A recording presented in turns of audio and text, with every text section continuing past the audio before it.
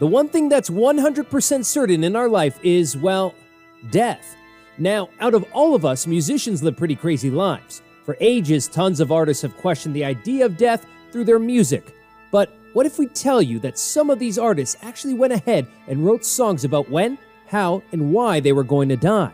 Let's take a look at some of the musicians who predicted their own deaths, and you can be the judge of whether they really saw it coming or not.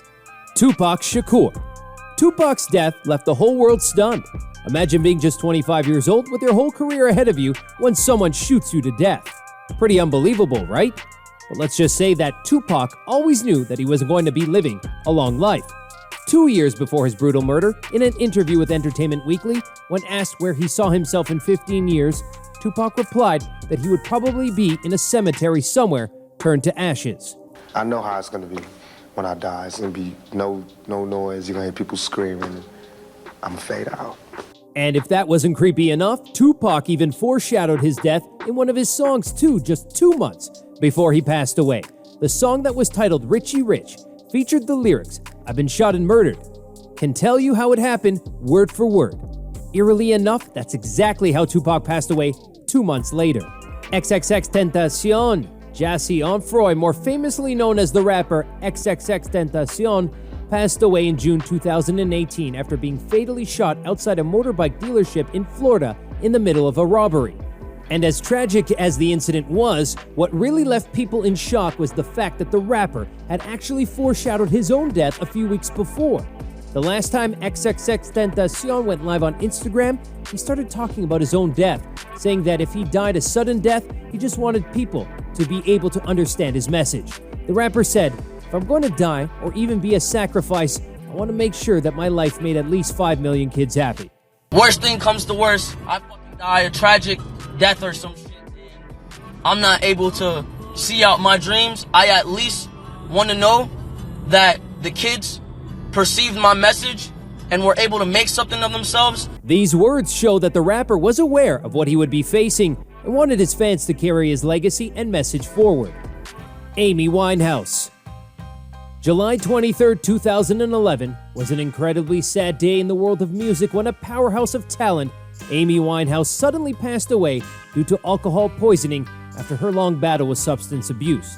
What was strange about Amy's death was the fact that she died at the age of 27, really similar to stars like Kurt Cobain, Jimi Hendrix, and Jim Morrison. Now, according to her close friend Alex Fawden, Amy always knew that she was going to die, and she often talked about how she would become part of the 27 club of young musicians who passed away at this age. Pretty creepy now that you think about it, huh? The Notorious B.I.G. Christopher George Wallace, popularly known as the Notorious B.I.G., was a legendary American rapper and songwriter of the 90s. Although he lived for only 24 years, his life was full of controversies and disputes. The rapper was even accused of being involved in the murder of his stage rival Tupac Shakur. However, Wallace himself passed away just 6 months after Tupac's death in a similar manner. He was killed in a drive-by shooting in Los Angeles on March 9, 1997. What's unsettling about Biggie's death is that he seemed to have known about it all along, and often expressed his paranoia in interviews too. During one of his final interviews at San Francisco's KYLD-FM, he talked about being a target of his rivals because he was at the top. They're gonna attack you if you're on top, you know what I'm saying? It's just your job to bob and weave, you know what I'm saying? Apart from interviews, Biggie hinted about his death in his work too, as indicated by the title of one of his songs, "You're Nobody Till Somebody Kills You." In another song, Suicidal Thoughts, he wrote, "I want to leave. I swear to God, I feel like death is calling me." These indications led his fans to believe that Biggie always had an idea about his fate. Michael Jackson. Michael Jackson is often regarded as one of the most iconic pop figures of all time. The legendary singer left this world on June 25, 2009, as he overdosed on sleeping pills in continuous attempts to fall asleep. Although the tragic incident left fans in shock, rumors erupted soon after that the musician was actually killed. Many people started to believe that the speculations, and the most prominent name among those was Michael's daughter, Paris Jackson. Paris revealed in an interview that there is more to the story, as Michael's family believed. However, more drama surfaced as Michael's letters to his friend, in which he expressed his fear of getting killed, became public.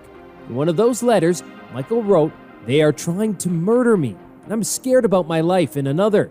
Those letters indicated that Michael had a prior idea about being a target of someone and supported that theory that he was murdered.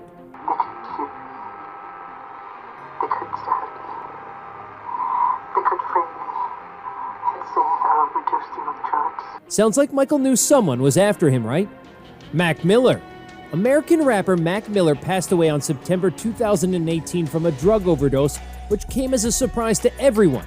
However, it seemed like the rapper already knew the path he was headed for because the last ever music video that the rapper released was of a song titled Self-Care. The video showed the rapper buried in a casket and was filled with references to his battle with drugs.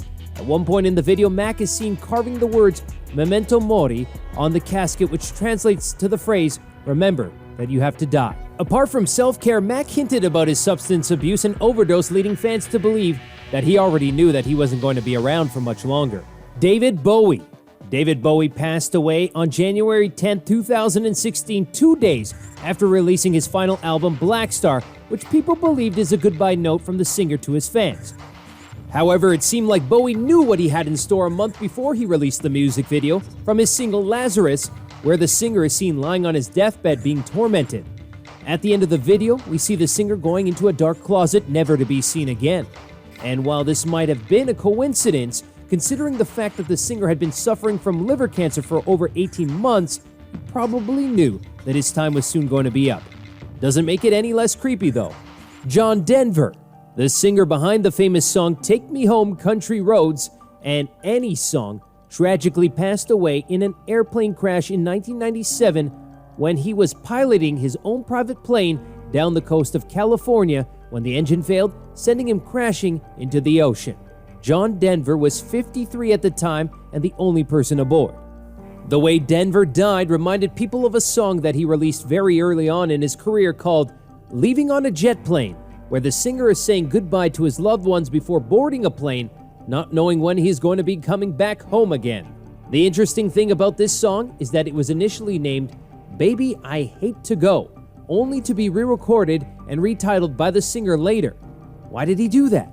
Many people believe that it was a mere coincidence, but the foreshadowing seems too specific to be a coincidence, don't you think? Bob Marley. Bob Marley is one of the most revolutionary figures the world of music has ever seen. The reggae artist died in 1981 from cancer, leaving the whole world in a state of shock. The whole world, but his own family. Why is that? Well, according to Marley's mother, ever since he was a child, he had been able to predict the future in weird ways. However, one of the most memorable predictions that he ever made was about his own death. When he was 24 years old, Marley told his friends that when he turns 36, he was going to pass away. What's incredibly sad about Bob Marley's death is the fact that when he was first diagnosed in 1977 with a melanoma on his big toe, doctors recommended amputation. Marley refused the treatment, and as a result, cancer spread throughout his body. He then flew to Germany to try and cure his disease with unconventional treatments. But after failing to see any results, Marley decided to fly back to his hometown in Jamaica to die. But sadly, he never made it home and died in transit during a layover in Miami at the age of, you guessed it, 36. That's a wrap for musicians who predicted their own deaths. Which one of these deaths creeped you out the most? Tell us in the comments.